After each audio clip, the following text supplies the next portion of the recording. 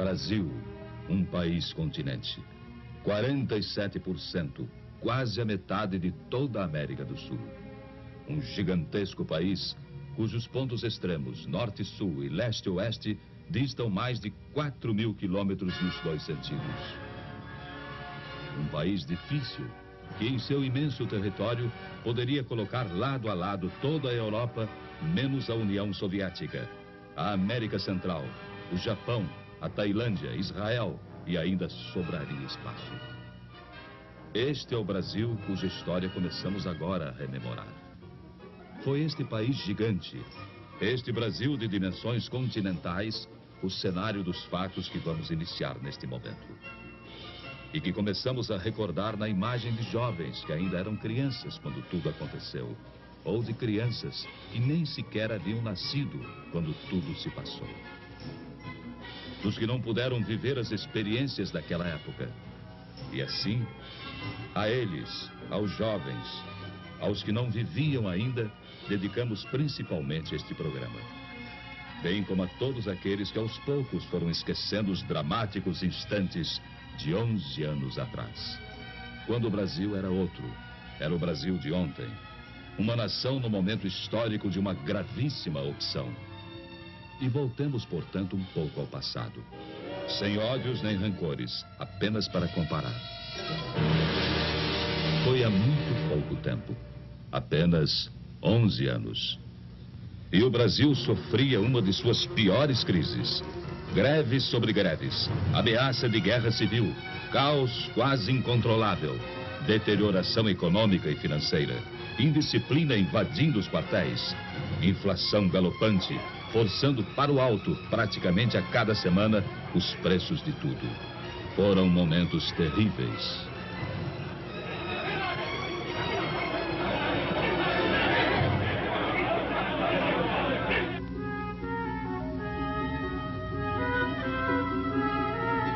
Naquela época, você podia ler a manchete de que era pedida a falência do Banco do Brasil. Eis uma daquelas manchetes. Hoje parece humor negro, diante desse gigante que é o Banco do Brasil, já se afirmando no mundo inteiro. Mas aconteceu. Os jovens de hoje, é certo, não se lembram disso. Eram crianças naquele tempo. Tempo de incertezas. O mundo num de seus melhores períodos de prosperidade. E o Brasil, uma triste presença entre as exceções. Apontado como devedor difícil, de chapéu na mão, mendigando apoio. Pedindo o reparcelamento de compromissos financeiros vencidos. Em situação de quase insolvência. E visto por sua importância no continente como um barril de pólvora, cuja explosão levaria também o caos às nações vizinhas. O Brasil é um país enfermo, dizia-se lá fora. Será uma nova Indochina. O gigante está de joelhos. Essa é a opinião corrente. Fazendo ainda mais triste a nossa imagem pelo mundo afora. Pois o que se dizia no exterior apenas retratava nossa real situação, sem saber como seria o dia de amanhã. Ao sabor de sucessivas crises, mergulhados num cotidiano de boataria e de incertezas. Foram tempos difíceis. Você se lembra? Você, chefe de família. Você que não era criança há 11 anos atrás. Vocês que viveram aquele tempo. Vocês se lembram? Ultimatos ao Congresso. Agitações de rua, insegurança, ameaças aos jornais, agravamento da crise econômica e financeira. Já então, total descontrole inflacionário. E tamanha desorganização, tamanho caos, em tudo deixava sua marca. A produção se desarticulava. Faltavam os gêneros de primeira necessidade. Pedíamos de joelhos aos credores que esperassem por nós. Havia greves ao menor pretexto, filas para tudo. E, em última análise, quem sofria era o povo, que era levado às ruas para pedir, talvez nem ele mesmo soubesse o quê. Perplexo, sem ter para quem apelar. À espera de uma solução, fosse qual fosse. E por pior que fosse, melhor seria do que solução nenhuma. pois aos poucos o país ia resvalando para o impasse final. Você se lembra? Facções extremistas ameaçavam entrar em choque e não faziam segredo da posse de arsenais e depósitos clandestinos de munição. Era o caos irremediável que chegava a passos largos. E sobre o caos brotavam já o suborno e a corrupção. Estava se armando o cenário para o capítulo final do drama. Um drama de consequências imprevisíveis e que ninguém na época poderia dizer ao certo como iria terminar. Pelegos, agitadores, bajuladores e adesistas, aventureiros e por trás deles o comando vermelho dos comunistas. E até gente séria, idealista, mas iludida. Havia de tudo. Havia de tudo naquele imenso caldeirão fervente em que se transformava o Brasil. Você se lembra? Não se sabia ao certo quem estava mesmo à frente do país, quem dirigia os destinos da nação. Por isso, não podia haver comando, nem disciplina, nem ordem e nem progresso. E muitos donos se diziam os verdadeiros donos da situação. Foi há 11 anos atrás. Há apenas 11 anos. E hoje, ao documentar aquele passado ainda recente, uma pergunta chega a se impor. Como foi possível aguentar? Como o Brasil resistiu? Pense nisso. Você gostaria de voltar àqueles tempos? De experimentar as mesmas angústias? De sentir as mesmas incertezas e inseguranças? De voltar ao Brasil de ontem? De ler as mesmas manchetes e ver os mesmos espetáculos? A resposta fica com a consciência de cada um. Com a responsabilidade que todos têm diante de si mesmos e diante de todos os demais brasileiros. Março 1964. O drama brasileiro chegava ao auge. A indisciplina e a desordem acabaram por entrar nos quartéis. Desmoronava o princípio da hierarquia. E então via-se o país ameaçado de perder seu último ponto de apoio efetivo na manutenção da ordem pública. Dali em diante, nada mais que o caos absoluto, a desordem total, a violência sem freios nem medidas. E a todos se evidenciou que o Brasil caminhava para o pior. Caminhava para a guerra civil de consequências imprevisíveis. Foi há apenas 11 anos atrás. O peso do medo e da angústia já era insuportável. Falava-se em matar, em fuzilar, em destruir. A união de pelegos e comunistas afiava suas armas. E tudo indicava que nos próximos dias, ou nas próximas horas, brasileiros se lançariam contra brasileiros. No norte, no nordeste, no sul, nas cidades, no campo, em toda parte. Você se lembra? Era o Brasil de ontem. O Brasil de 11 anos atrás.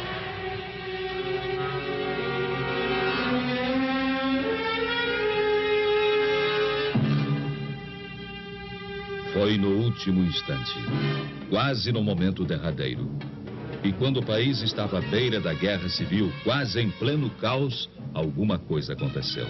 Era impossível continuar suportando tantos desmandos, tanta incompetência, tamanha anarquia. E o clamor de vozes conscientes encontrou eco em soluções inadiáveis.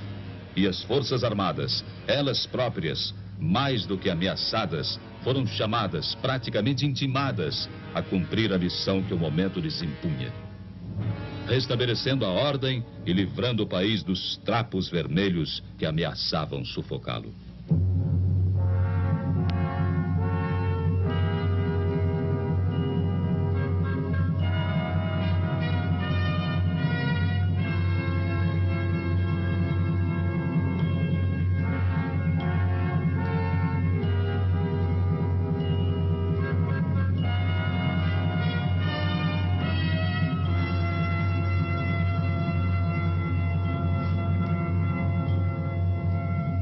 Abril de 1964. Tomava posse então o presidente Humberto de Alencar Castelo Branco. À sua frente uma tarefa enorme: normalizar a vida do país, recuperar-lhe as finanças e transpor o hiato havido nos anos anteriores. Um hiato de marasmo e paralisia, tudo isso sufocando o desenvolvimento brasileiro. Foram tempos difíceis.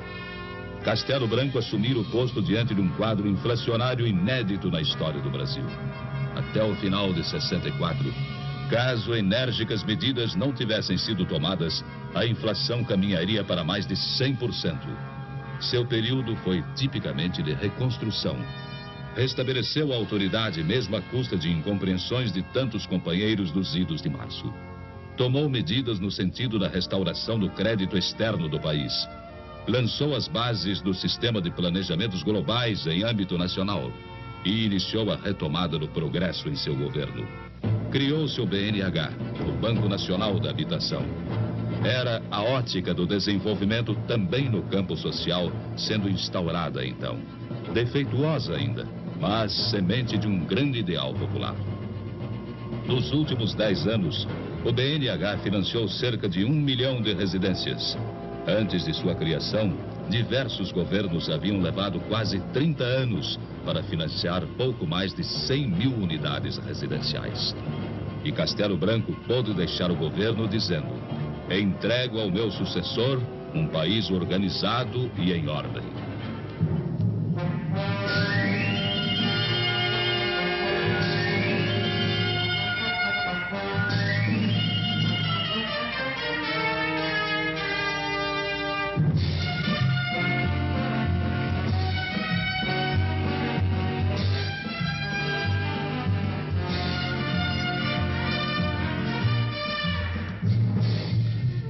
O governo Costa e Silva impulsionou ainda mais o desenvolvimento. Foi assim iniciador da escalada de progresso dos anos mais recentes. Naquele período, o país avançou no sentido de consolidar sua posição internacional. Abriu e conquistou novos mercados. E no aspecto interno, os índices do desempenho econômico começaram a demonstrar a recuperação atingida. Simultaneamente, o processo inflacionário mais e mais se esvaziava. Diante desse panorama, tentou-se uma liberalização gradual do regime. Mas ainda não era tempo para isso. E estes jovens, quantos deles foram testemunhas de que o inimigo estava atento e voltava à carga, às vezes servindo-se deles mesmos? Badernas e arruaças voltaram às ruas, e com elas a insegurança e a intranquilidade. Felizmente, 1968 foi travado em tempo. Havia a firme determinação de não se cogitar sequer do risco de uma volta ao passado. Não se permitiria que aqueles anos de recuperação e sacrifício, e de grande sacrifício do próprio povo, fossem desperdiçados. Ficou o saldo negativo. A interrupção de um diálogo que poderia ter frutificado. Um diálogo nem sempre atendido pelos que ainda não se haviam convencido de que o Brasil de 68 não era mais o Brasil de ontem. E em 69, Emílio Garrastazu Médici, presidente. Nova etapa de grandes realizações. E como nunca, o Brasil experimentou o ritmo acelerado do desenvolvimento. Partimos para grandes desafios. Entre eles a conquista da Amazônia, até então praticamente intocada, embora muito falada na voz dos demagogos. Foi lançado o Plano de Integração Nacional. E a Transamazônica tornou-se um marco da histórica decisão de conquistar a Amazônia definitivamente para o território brasileiro. De afirmar ali a nossa soberania e aproveitar as suas potencialidades econômicas e transformá-las também em potencialidades sociais. Transamazônica, as 200 milhas de mar territorial, o Proterra, o PIS e o PASEP na área social, criando instrumentos financeiros de complementação do patrimônio de trabalhadores e funcionários. No governo Médici, lançou-se o primeiro Plano Nacional de Desenvolvimento. Suas metas foram quase todas superadas. E aquele primeiro plano encontra agora sequência no segundo Plano Nacional de Desenvolvimento. Isto demonstra a continuidade de objetivos de desenvolvimento entre os governos da Revolução. Continuidade, sim, mas continuismo, nunca. Continuidade de propósitos, mas jamais continuismo de pessoas ou lideranças carismáticas. Cada presidente da Revolução, em períodos certos, passando a outras mãos o bastão de comando. E veio a posse de Ernesto Geisel, o quarto presidente brasileiro desde os idos de 64. Ao lançar o segundo Plano Nacional de Desenvolvimento, seu governo deixou clara a preocupação social dos objetivos visados. Entre eles, a mais justa redistribuição da renda entre os brasileiros, o fortalecimento da agricultura e da pecuária, bases indispensáveis à manutenção do dinamismo econômico, e na criação da tecnologia nacional, um desafio a ser vencido. E o alargamento do mercado interno se alinha entre as outras prioridades básicas. Prioridades como energia, desenvolvimento nuclear, pois falta ainda muito, mas muito mesmo a fazer no Brasil. E é preciso que o que falta seja realizado no menor prazo possível.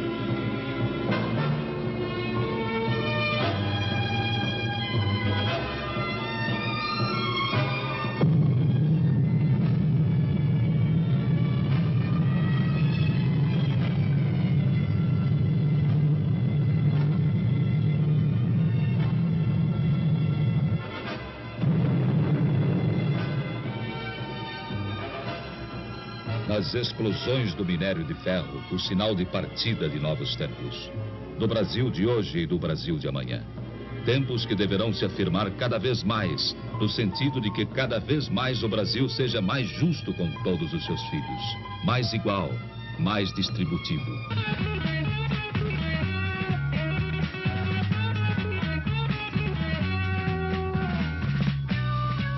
Em 64, a produção de aço era de 2.800.000 toneladas.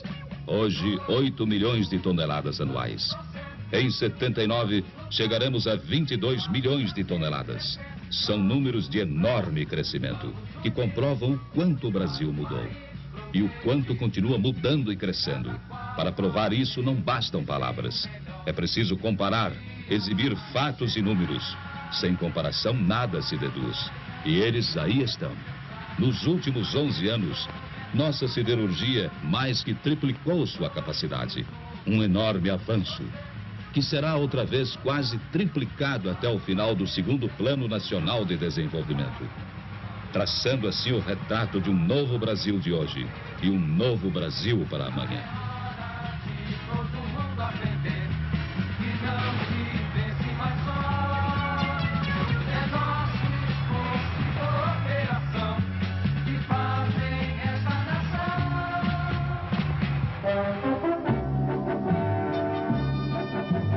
Há apenas 11 anos, nossa potência instalada era de 6.800.000 quilowatts. 74, 17 milhões. E até 1980, no final desta década, chegaremos aos 28 milhões de quilowatts. Sem energia não há desenvolvimento. Por isso o Brasil acelera a construção de grandes centrais hidrelétricas. E aí está, na imagem que se segue, Urubupungá, o maior empreendimento do gênero no país e um dos 6 maiores em todo o mundo. Na fronteira de São Paulo com Mato Grosso, o complexo hidrelétrico de Urubupungá é formado por 2 grandes usinas. Uma delas, Jupiá, a outra, Ilha Solteira. Ambas represam as águas do Rio Paraná. E sua potência instalada final irá a quase 5 milhões de quilowatts. Ainda no mesmo rio, o Brasil e o Paraguai iniciarão em breve as obras da maior hidrelétrica de todo o mundo, a usina de Itaipu, no gigantismo de uma capacidade instalada entre 10 e 12 milhões de quilowatts. São números do Brasil de hoje e do Brasil de amanhã. Um país que busca também, no átomo, fontes de energia para uma crescente demanda futura. Em Angra dos Reis, estado do Rio de Janeiro, estamos construindo nossa primeira usina nuclear. Mais 2 serão lá instaladas. E outras a seguir virão se incorporar ao parque energético do país. Pois não demorará muito e o consumo de energia terá esgotado a capacidade de suprimento hidrelétrico. Assim, a médio e longo prazos, a alternativa é o átomo. E até o ano 2000, grande parte da energia consumida no Brasil será de origem nuclear.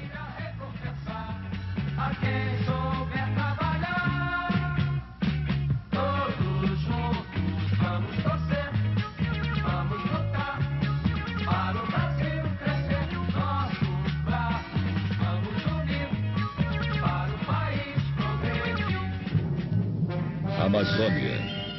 Ela representa 59%, ou seja, mais da metade do nosso território. Era preciso incorporá-la definitivamente ao Brasil. E para isso estão sendo abertos 17 mil quilômetros de estradas na região. É a malha rodoviária de integração da Amazônia. Um gigantesco e notável esforço de conquista. Dos 17 mil quilômetros, 12 mil já estão prontos. E tudo isso foi feito num prazo recorde. Feito por você brasileiro, nos últimos 5 anos. Provando assim que, afinal, estamos sabendo ter pressa. Pressa que é sinônimo de reconhecimento do quanto falta realizar. E do quanto o Brasil precisa ainda de trabalho, de esforço, para queimar etapas na construção de seu futuro. A Transamazônica, estrada que desfechou grande esforço de conquista, tem cerca de 6 mil quilômetros. Essa distância equivale a um percurso semelhante ao que liga Lisboa a Moscou. E somente isso dá uma boa medida do seu significado. Transamazônica, Perimetral Norte, Cuiabá-Santarém, Manaus-Porto Velho, Manaus-Boa Vista. Estradas que são vanguarda de colonização e que abrem caminho à descoberta de fabulosas riquezas minerais. Assim como a implantação de grandes projetos pecuários e madeireiros. É a Amazônia, por fim, se incorporando efetivamente ao Brasil. É a Amazônia do urânio, dos não ferrosos. É a Amazônia do Brasil de hoje. 1964. 183 mil veículos produzidos. Este ano, mais de 1 milhão. São números que representam 2 Brasis, o de ontem e o de hoje. Não que o de agora seja perfeito. Falta muito, mas muito mesmo, para que nos aproximemos do que o povo precisa. Mas o importante é que se trabalha para isso. Cruzar os braços ou lamentar o que falta, em nada melhora a situação. A mentalidade de outros tempos, o palavrório e a demagogia não voltarão. Não podem esconder a verdade dos fatos. E hoje, quando comparamos presente e passado e reconhecemos que não estamos nem na metade do caminho, que dizer de há 11 anos atrás?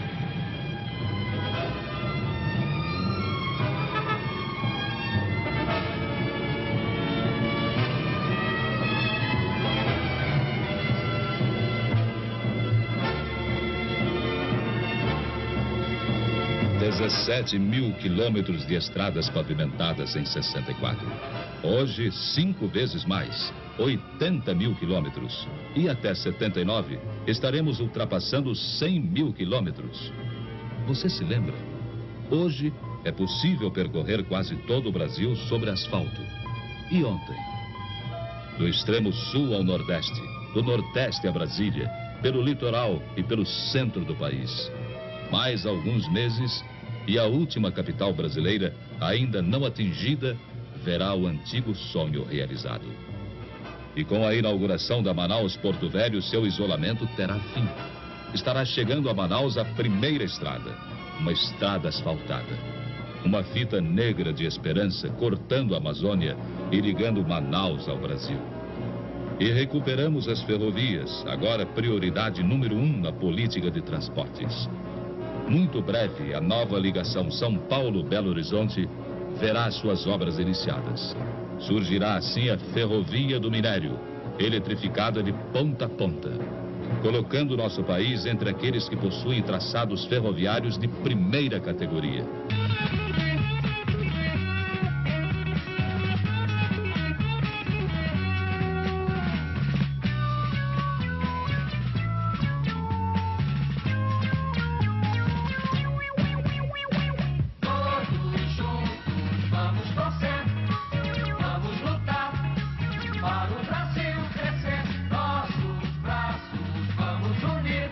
Apenas 1.400.000 toneladas em navios mercantes em 64. Hoje, mais de 5 milhões de toneladas. E até 1980, 10 milhões de toneladas em navios. Em 64, a maior parte da frota era formada por unidades obsoletas, compradas quase todas no exterior, na média com 20 anos de uso. Hoje, a média de idade dos navios está abaixo dos 7 anos. E na maior parte foram construídos em nossos estaleiros. Agora mesmo, acaba de ser lançado um gigantesco programa de construção naval. Compreende encomendas de mais de 750 navios e embarcações de todos os tipos, desde rebocadores a supergigantescos graneleiros, de navios de cabotagem a embarcações fluviais. O valor dos contratos de construção vai além de 20 bilhões de cruzeiros. Recursos absorvidos por nossa indústria naval, gerando milhares e milhares de novos empregos para os brasileiros. Responsável essa indústria por uma nova presença do Brasil nos mares do mundo inteiro. Presença que se efetiva no transporte de produtos nossos rumo aos mais distantes mercados, gerando também importante receita de fretes. Receita que antes, quando falavam os falsos nacionalistas, era absorvida na quase totalidade pelos armadores estrangeiros.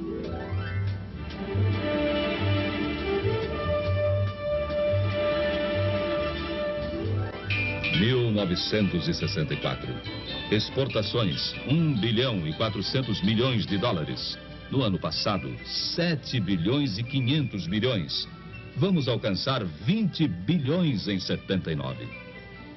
Esses números mostram quanto evoluímos no comércio exportador. É trabalho de brasileiros comprado pelo estrangeiro. E se compararmos hoje nossas exportações de manufaturados com as exportações totais de 64, teremos uma surpresa. O ano passado, a receita em dólares de nossas vendas de produtos industrializados superou 2 bilhões e 300 milhões de dólares. Só em manufaturados, quase o dobro de tudo que conseguimos exportar em 64. Um reflexo da nossa expansão industrial. Pois note-se que em 50 exportava-se mais que em 64. Ao invés de evoluir, portanto, antigamente estávamos andando para trás. Hoje, competimos em preço e qualidade. Por isso mesmo, temos sido alvo de medidas discriminatórias contra o ingresso de nossos manufaturados em outros países. Menos na Europa, muito mais nos Estados Unidos. Mas hoje temos altivez, dignidade, brasilidade, coragem e competência para enfrentar os que pretendem intimidar o nosso desenvolvimento. Temos agilidade para isso. Abrindo o leque dos clientes, não importando a ideologia dos compradores. Usando o poder de barganha que o próprio mercado brasileiro, tão cobiçado lá fora, agora nos oferece. É o Brasil, um novo Brasil, o Brasil de hoje. Um Brasil que você só pode ter ideia do que ele representa, embora tanto falte fazer, se você se recordar do passado que ficou lá atrás. Há 11 anos atrás, o nosso produto interno bruto era quase ridículo, 20 bilhões de dólares. Saltamos para 80 bilhões em 75. Chegaremos aos 125 bilhões em 79, quando estiver cumprida a etapa do segundo Plano Nacional de Desenvolvimento. O produto interno bruto é o retrato do que se produz no país. Daí a sua importância como forma de avaliação. Avaliação que corresponde a um diagnóstico nem sempre agradável. Mas daqui por diante, nas duas últimas partes deste documento, preparem-se para ver e ouvir também coisas não muito agradáveis. Infelizmente, verdadeiras ainda. Pois este documento sincero, honesto, produto de pesquisa, é o documento de um país que se renova e que por isso não teme a verdade. Em 64, crescíamos apenas no produto interno bruto em 2,9%. Em 74, 10% de expansão no produto interno bruto. É qualquer coisa de espetacular. quando o Japão, no ano passado, chegou a um crescimento zero. Quando os níveis de desemprego nos Estados Unidos vão a 8 milhões de pessoas. E quando o mundo, premido pela crise do petróleo, se debate em profunda convulsão econômica. Você imaginou o que nos teria acontecido se essa crise fosse há 11 anos atrás? Nem é bom pensar. Claro, o fato de estarmos conseguindo hoje suportá-la, com os preços do petróleo em níveis recordes, com a inflação que importamos dos produtos lá fora adquiridos, mostra capacidade de resistência. Mostra que percorremos um longo caminho nos últimos 11 anos. Mas é também advertência, no sentido de que precisamos até mesmo percorrer um caminho bem mais longo, para que nosso povo não seja tão pobre como ainda é. E para que nos tornemos cada vez menos vulneráveis às crises do mundo de hoje. Crises que não respeitam fronteiras, que não se detêm ante ideologias e que não permitem a vã ilusão de que escaparemos sem danos aos seus efeitos.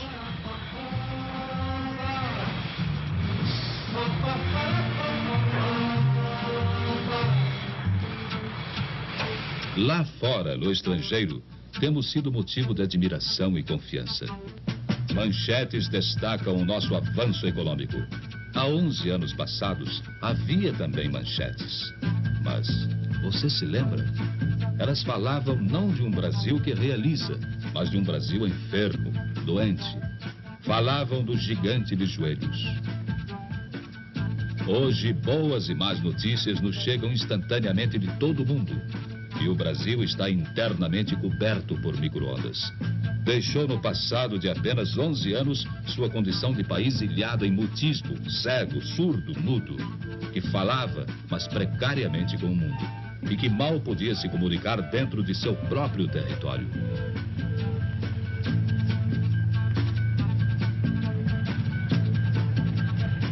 O segundo Plano Nacional de Desenvolvimento estabelece a meta de 8% anuais de expansão para o setor agrícola e pecuário. E os investimentos na atividade rural irão acima de 100 bilhões de cruzeiros. O objetivo maior é o de dar técnica ao trabalho do campo, virtualmente triplicando até 79 o uso de equipamentos, matrizes, adubos e defensivos.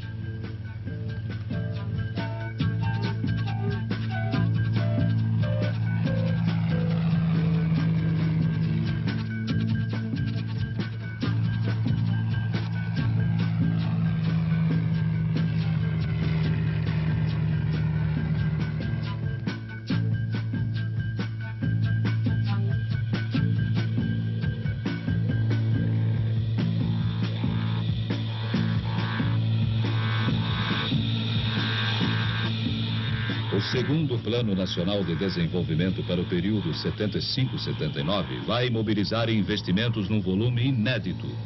Atentem para o gigantismo destes números. 1,750 bilhões de cruzeiros. A maior parte destinada diretamente ao homem, a você, a todos nós. Em educação, saúde pública, assistência médica, saneamento, nutrição, trabalho e treinamento profissional, serão aplicados 267 bilhões de cruzeiros. Em habitação, previdência, PIS e PASEP, 384 bilhões. E no desenvolvimento social urbano, 110 bilhões. Total, quase 800 bilhões de cruzeiros, bem próximo da metade das inversões programadas pelo segundo Plano Nacional de Desenvolvimento. Agora, a maior entre todas as prioridades está na elevação do status do homem brasileiro, para que ele tenha mais saúde, bem-estar, nível de vida e possa assim melhorar, participando do enorme esforço de construção de um grande país. Se dividíssemos o bolo da renda nacional, o produto interno bruto, cada brasileiro teria em 64, teoricamente é lógico, 240 dólares. Essa divisão teórica nos daria hoje 750 dólares. E o objetivo é fazer com que vá além de 1.000 dólares em 79. Muito pouco ainda, mas alguma coisa comparando com o passado. O segundo Plano Nacional de Desenvolvimento dá especial destaque à participação do homem brasileiro na riqueza nacional. Enfatiza a necessidade de melhorar a qualquer preço a distribuição da renda. E não aceita as teses de que primeiro é preciso criar riqueza para depois distribuí-la. Ao contrário, defende a distribuição simultânea ao crescimento econômico e sem prejuízo deste. E há à frente de tudo isso a determinação incisiva de tentar por todos os meios acabar com as distorções que vêm se acumulando na questão da renda.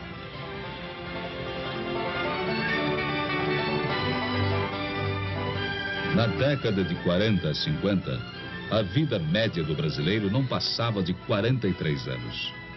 De 60 a 70, a expectativa de vida saltou a 59 anos. É alguma coisa, mas não significa que estejamos sequer próximos do mínimo satisfatório. Pois se muitos melhoraram de vida, há ainda legiões de subnutridos, de portadores do mal de Chagas, da esquistossomose, do impaludismo, da tuberculose. São vítimas do subdesenvolvimento, do subemprego, da condição de gente que não chega a participar da vida econômica do país. Para essa legião de brasileiros, infelizmente maioria, reconheçamos, desenvolve-se agora todo um trabalho, no menor prazo de tempo possível, num compromisso de justiça, compromisso de melhor distribuição da renda, de abertura de oportunidades de emprego, de educação, saúde, para os que nascem, para os que vivem, para os que não morrem ao nascer. São metas do segundo Plano Nacional de Desenvolvimento, pretendendo diminuir essa massa terrível daqueles que ainda não encontraram um lugar ao sol.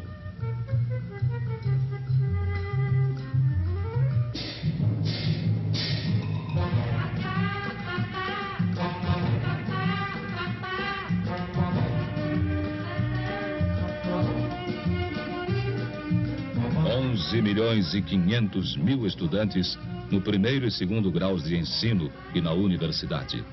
São números de 64. 21 milhões agora. E em 79, a previsão é de 27.500.000. Até lá também, o Programa de Desenvolvimento Científico e Tecnológico vai receber verbas inéditas. E assim, estaremos criando know-how nosso em inúmeras áreas indispensáveis ao desenvolvimento. O investimento em educação e tecnologia tem um retorno veloz e inestimável na aceleração do desenvolvimento. Cria-se com isso um poderoso fator de realimentação do progresso, o que vale dizer e definir como sendo um círculo virtuoso, virtuoso mesmo. Mais educação, mais tecnologia, igual a mais progresso, maior atividade econômica, mais empregos e maior bem-estar.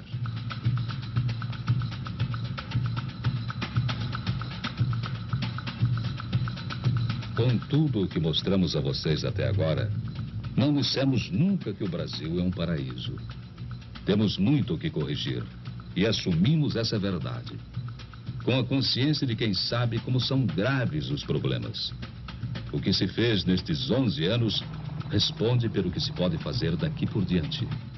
Por brasileiros como estes, que vivem nesse tipo de habitação que a todos nós deve envergonhar, cujo direito a uma vida melhor preocupa de fato a todos nós, porque somos todos responsáveis.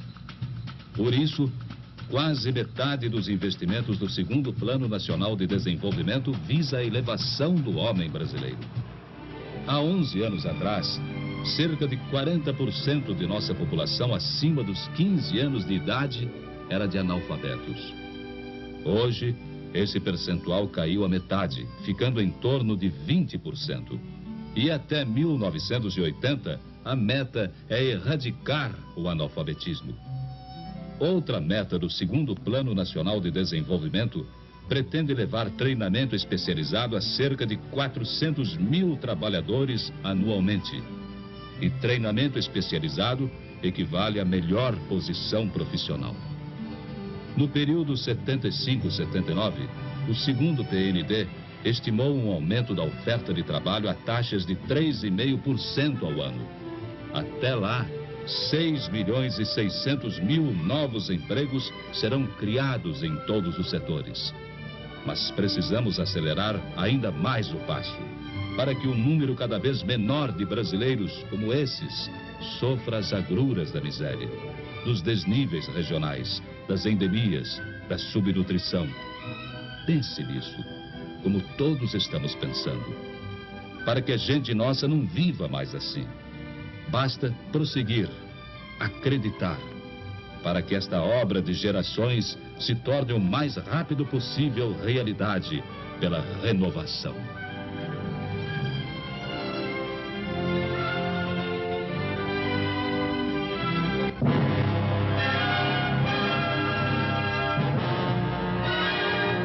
E diante de tudo isso, abra uma janela para o mundo. Debruce-se nela.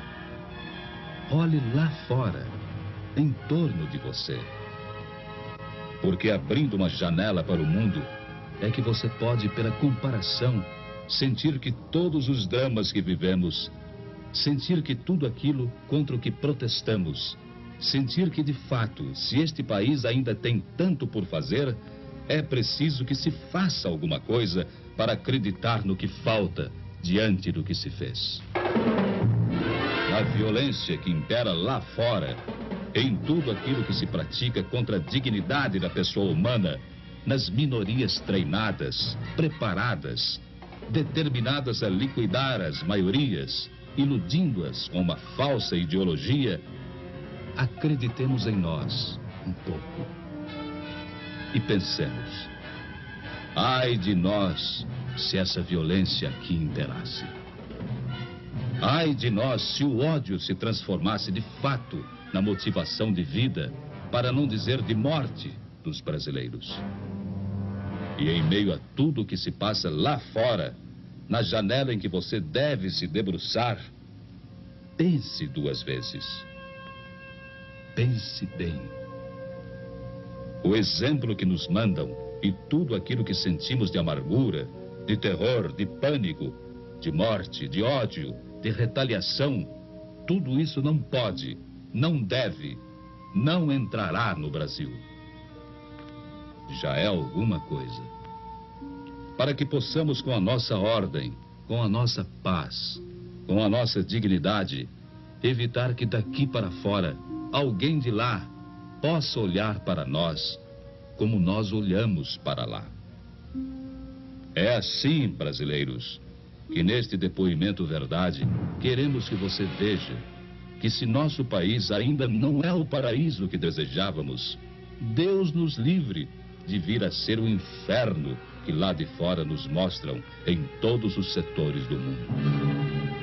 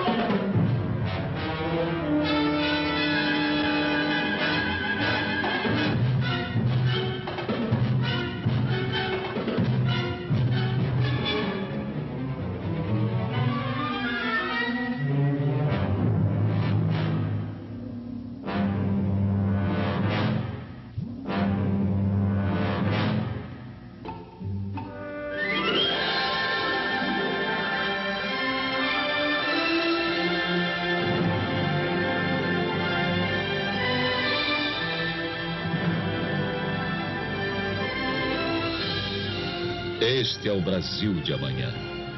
Este é um Brasil diferente daquilo que vem lá de fora. Este é um Brasil que precisa de nós. Na massa humana que compõe esta população de mistura de raças, onde ninguém mata ninguém por ser preto ou branco, onde ninguém mata ninguém por ser protestante, espírita ou católico, onde todos se juntam, onde todos vivem com problemas incríveis e terríveis ainda, mas juntam-se porque têm esperança.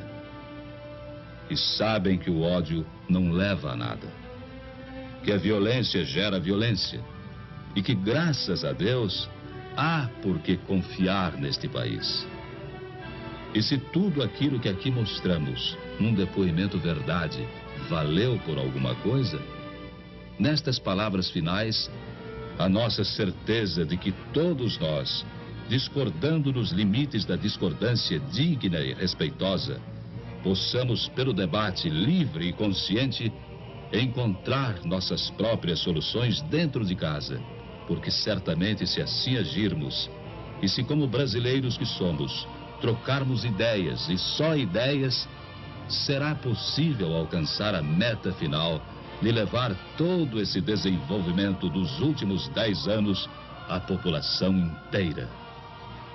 E acreditar mais do que nunca que os brasileiros que fizeram o que se fez neste decênio poderão muito e muito mais fazer se juntos e unidos tiverem forças, confiança e esperança de que o objetivo desejado da felicidade cada vez maior do povo brasileiro se torne muito breve uma grande realidade.